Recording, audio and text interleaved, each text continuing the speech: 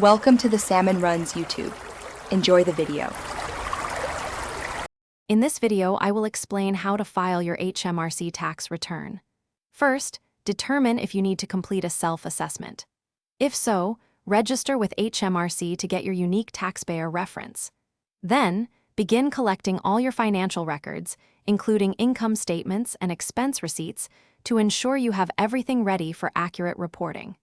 This preparation is key to a smooth filing process. Next, meticulously gather all your income information from various sources, like employment, self-employment, and any investments.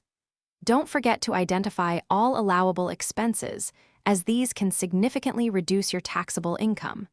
Remember the crucial filing deadline, which is usually January 31st for online submissions, to avoid any penalties. Planning ahead makes a big difference. When it's time to file, you have a few options. The most common method is to use HMRC Online Self-Assessment Service, which is straightforward and efficient. Alternatively, you might consider commercial tax software, which can offer additional guidance. While you can file a paper return, be aware that its deadline is earlier than the online submission date. Finally, before submitting, meticulously review every section of your tax return to ensure absolute accuracy.